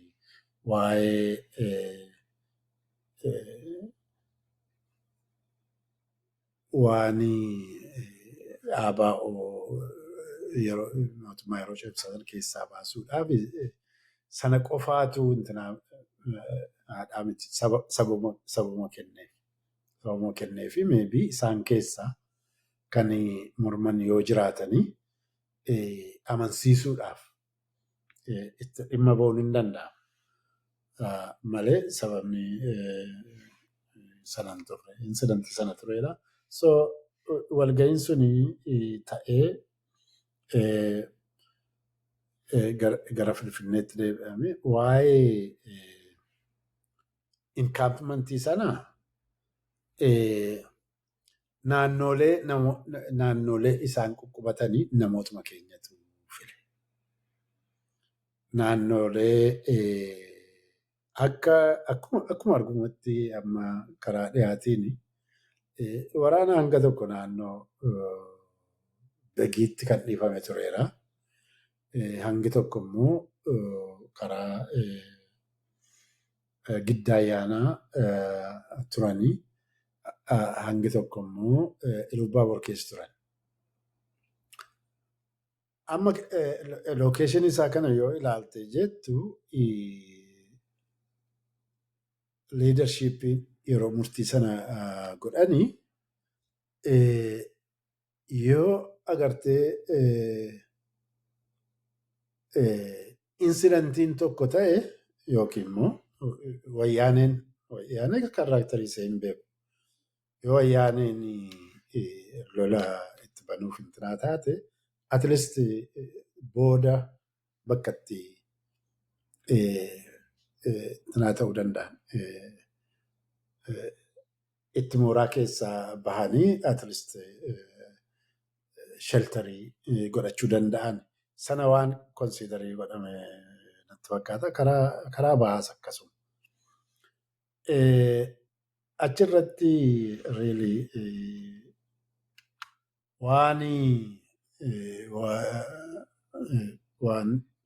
waan mooraatti waraana 20,000 mooraatti galchanii hiikkachiisanii mooraatti galchanii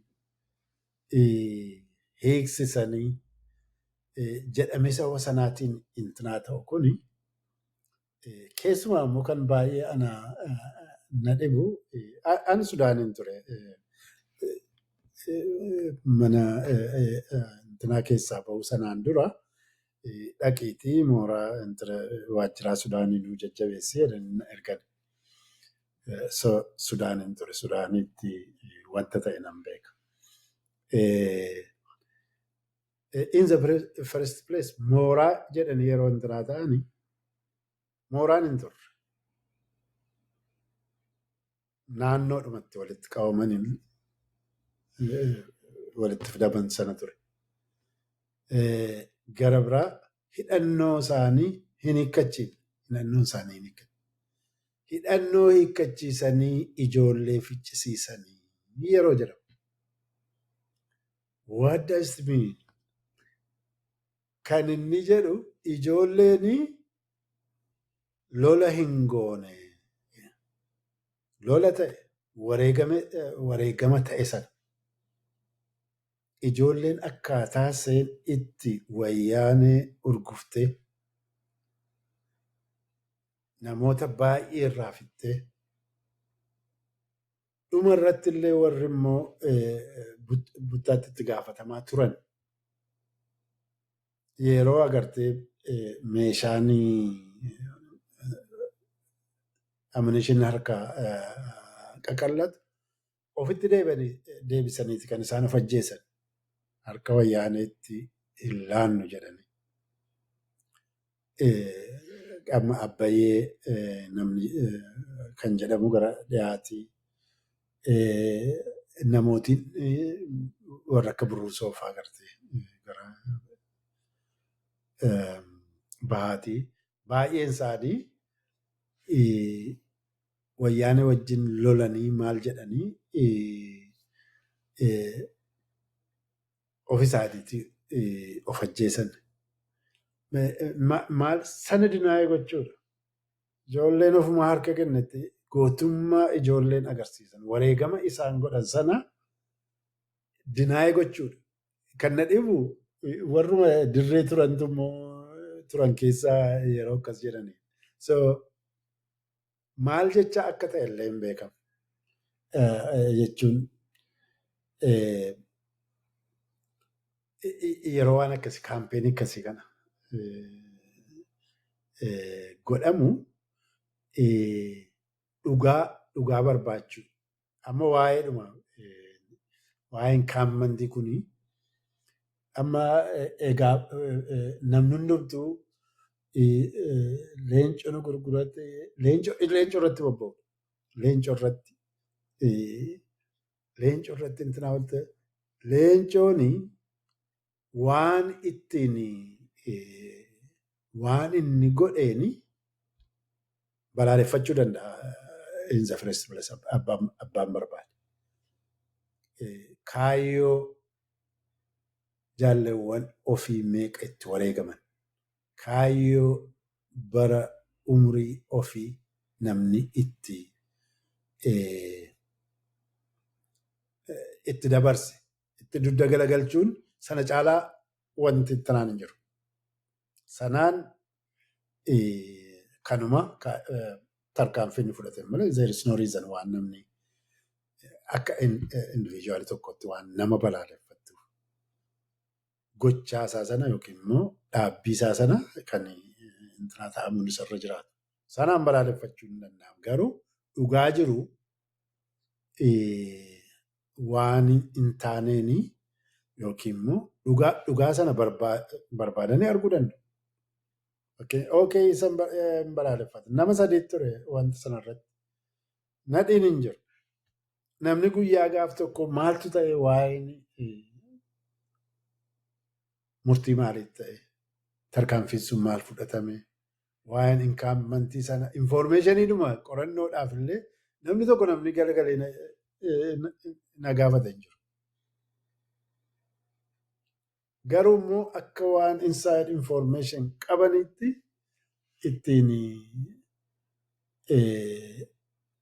ittiin wal balaaleffatu. Garuu dhugaan wanti isaan jedhan suni sacrifice ijoolleen goote sana dinaayee godhu. Ijoollee baay'ee wareegame. Inni gara biraa waa'eedhuma mootummaa ce'umsaa keessaa bahuu irratti waan jedhamudha. Mootummaa ce'umsaa keessaa bahuu tokko riilii addi bilisummaa Oromoo yeroo sanatti haala ture sana keessatti humna wayyaaneetiinu anamma waa'eedhuma sana keessatti qooda fudhachuu sana keessatti warri murtii godhan jiru. Haala ofii goote maleedhaan ture. Akkan ilaalutti they had no choice yeroo sana keessatti. Choicein tokko illee hin turre. Gara biraa immoo waan sana keessatti qooda fudhachuudhaan hojii baay'eetu hojjetama yeroo gabaabaa sana keessatti. Hojii baay'eetu hojjetama. Uummanni Oromoo at least waan sila jejjennu kana achiifi godheera. Waa'ee bahuu irratti foorsilii ta'eeti kan inni bahe. Waan waraanni mooraatti galee intinaa ta'e miti. Ijoolleen humna qabdu hundumaatiin lolteetti. Lola gooteetti. Tarii yeroo coomsaa sana keessatti karaa waraana keessa wanti silaa hojjetamuu malee wanti ati hamma magaalaa keessatti hojiin hojjetamaa keessan waraana keessatti maaltu hojjetamu hir'ina ture qeequu dandeessa. Hir'inni ture akkuma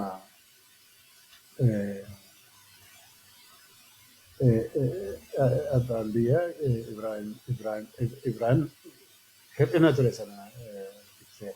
Akkasuma anillee namoota karaa biyyaa keessa turanii even hir'ina ture waan hojjetamuun isarra ture. Kana waan sirrachuun irra ture.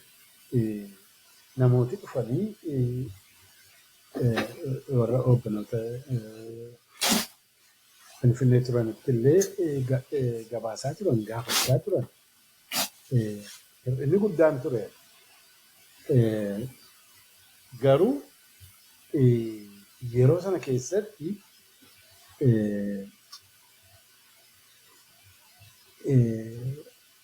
kan tokko mana maree keessa turuuf bahuu sana kan murteessaa adda bilisummaa Oromoo wayyaane. Gara biraa erga ba'amee humna wayyaane duwwaa miti warri Eertiraas wajjin lolaa turan. Inni sadaffaanii duubeedha. Amma karaa Sudaan wanta ture karaa bahaatiin illee atilees hangi tokko ba'anii deeman. Karaa dhiyaatiin kan Sudaaniin ture hariiroon warri Sudaanii mootummaan Sudaanii yeroo sana ture wayyaanii wajjin qabu baay'ee cimaa ture.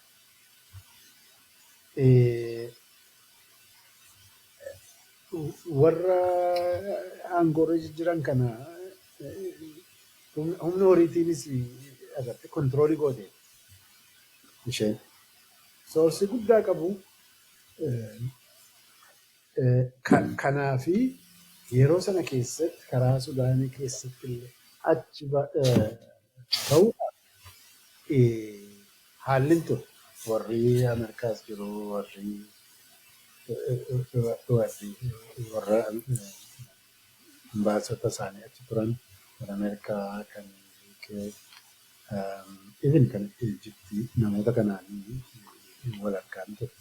For the next maybe 10 years karaa biyya kana keessaatiin waa tokko sochii gochuun akka hin danda'amne gorsa nuuf kennan. Information nuu kennan. Information. Ofiis immoo achi keessatti bal'inaan opereetii godhaa turan. Balaan yeroo narra gahe balaa sana eewwatu narraan gahe wanti qoratame bira gaamin naannoo sanatti yeroo namoota Keeniyaa keessatti jaatan ajjeesanii even Sumaalee keessallee seenanii eenyutu ajjeese sabbaa gadaa namoota iddoo ejjerasiidha maaliidha jedhanii naannoo sana keessatti socho'uu danda'u jedhanii adamsaa turan. Sudaanii keessatti kontiroolii godhaa turan. Garuu fuuldura dhufanii humna qawweetiin Itoophiyaa isaaniitti kontiroolii godhuu turan jechuudha. So haala yeroo sana ture keessatti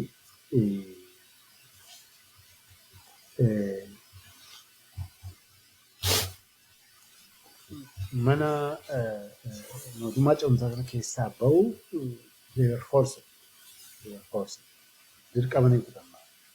Erga bahamee booda they were overwhelmed humnaan. Isa dirreetti ta'eef maal ta'e osoo hin taane waan keessumaa Oromoon bakka hundumaatii gartee lafaa ka'etti baatii 6 yeroo hin caalle keessatti baatii 9 yeroo hin caalle keessatti hojii hojjetamee Oromoon bakka hundumaatii ka'e sana keessatti liidarshiippii sana maachii godhu yookiin deliverii gochuu dadhabuudha. Kiraayisisii achitti mootummaa ce'umsaa sana keessaa bahuun kiraayisisii mataasaa uumeera. Kiraayisisii sana agartee maaneejii gochuudhaa fi qopheen hin turre yookiin immoo gartee kontiinjensii pilaaniin hin turre ofiiyyuu walitti dhufee intinaa ta'uu hin turre. Karaa sanaatiin ammas immoo ofumaayyuu gartee giruuppiin bakka garaagaraatii bakka 4 dhufee walitti intinaa ta'e kuni silaa walitti dhufee walgahii godhatee agartee liidarshiippii isaa haaromsuu danda'u soorata ture. Kanaaf kiraayisisiin kan ture within leadership haala uumamedha. Malee waan agartee humni hidhatee overwhelmed ta'e sana yeroo sana keessatti haala ture sana keessatti ijoolleen wanti sana caalaa gootu gochuu dandeessu yeroo sana ture. They paid ultimate price. Namoota baay'eetu wareegame. Even nama yartuudha kan karaa bahaas kan lubbuu isaallee baafachuudhaaf kan hin danda'e. Inni karaa kana ta'e waa'ee crisis leadership waan barbaada. So waa'ee in fact crisis leadership ture sana ani akkaataan itti hubadhu haaluma yeroo walgahii godhamee bahaa dhiyaatti godhamee leadershiippiin uumamu suni leadershiippii warra hangafootaa kana warra jechuun dhaloota lammataa isaan ture sila leadershiippiin kan bahaa gara dhiyaa warri turani warruma leadershiippii warra hafe isaati. Warri gara bahaa turani warri leadershiippiin suphumee leadershiippii genereeshinii sadaffaa genereeshinii harka suni imbalaansii uume. Ammas immoo really unhealthy relationship nu mul'ataa turanidha. Kanaaf anyways waa'ee crisis sana isaan keessa ture suni waa'ee sana irratti eeguun hin danda'ama garuu akkaataa itti mana mootummaa ce'umsaa sana keessaa ba'amee fi dirreetti waan ta'e keessumaa dirreetti waan ta'e sanaan ijoollee wareegama baaftee hidhannoo hiikkatanii dhumanii jechuun suni gaarii miti. Dhumarratti waa'ee dhaloota sadaffaa, waa'ee dhaloota lamaanii liidarshiippii dhaloota sadaffaa jalatti komentii gabaabaa ta'an jechuu barbaada. Hooggana dhaloota lammataa jalatti wareegama qaqqaalii baasan dhaloota sadaffaan. Dirreettis qabsoo magaalaa keessattis gootummaa hiriyaa hin qabneen kaayyoo bilisummaa uummataa keessatti qooda guddaa fudhata. Garuu bara hooggana dhaloota sadaffaa tokkummaa Oromoo bara 60mootaa calqabee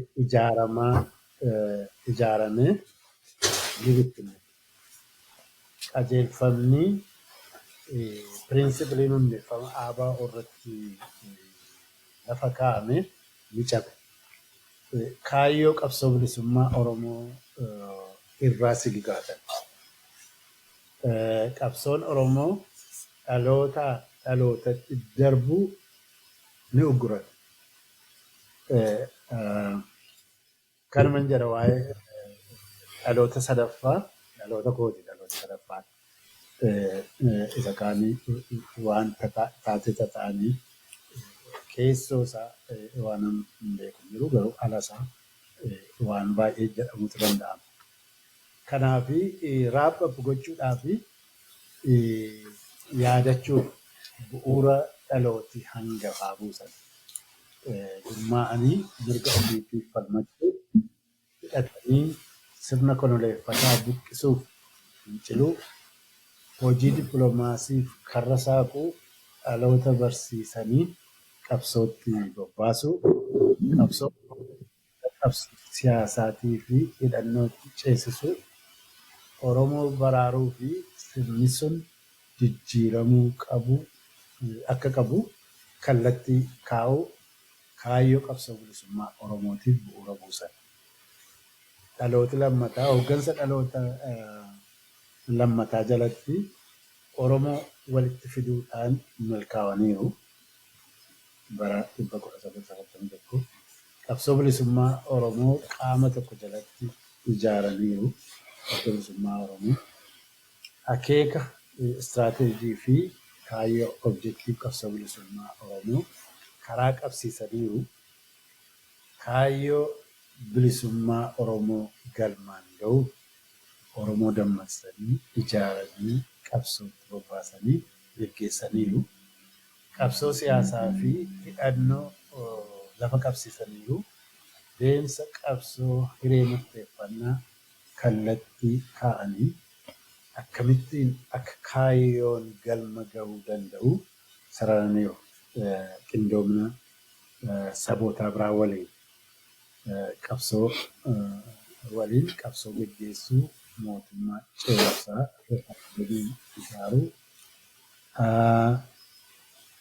qabsoo siyaasaa fi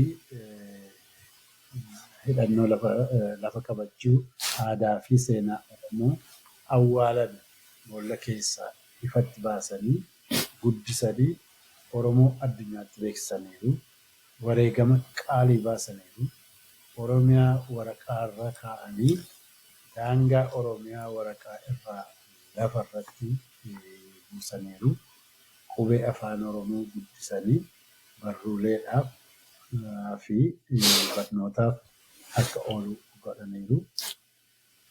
Ergaan koo egaa yoo afaan jiraatee ergaa nan qaba. Yeroo gara biraatti dhufna. Hayyee Jaalnagarii Fayyisaa akkamiin akkasi galateeffadhu jechootuma hin qabuu fi ammoo seenaa qabsoo bilisummaa Oromiyaa xiqqaatu waan waggaa 50 ol dheeraa ta'e yeroo keetti fudhattee gaditti teessee bal'inaan gad fageenyaan waan yaadatamuu malu maraa'u tokko tokkoon hordoftoota sagantaa kanaaf nuu dhiyeessuu keetiif baay'een si galateeffadha. Waan ati dubbatte kanatti dabalu hin jiru. Eessaa kaanee as geenya ka jedhu maayii irratti akka samarii taate kan dhiyeessite baay'ee gahaadha. Egaa sagantaa takka nu hafaa yaaduma gaggabaabduu walitti deebine walii jijjiirannaa. Egaa hordoftoota poodkaastii Ilma Oromaa waan dheeraa kana waan gad fagaataa waan seenaa jaalnagariin nu dhiyeesse. Warri akaadamiks taatanis waan seenaa bilisummaa Oromiyaa qorattan kun zamanaa maatiin duriin gold faa fiild jedhanii kaa'ammaa kana liitiyeemii fi koobaaltii informationii gahaa isinii kenneera. Sanarraa kaastanii process gochuun dirqama keessan jedheen abdadhaa. Kanaaf egaa jaalnagari amma sirri deebi'een galatoomii fayyaa ta'e waa hunda caalaa immoo baga jiraatte baga hadha geessee kana hunda nuun qoddachuuf jiraatte fayyaa ta'e galatoomiin siin jedha.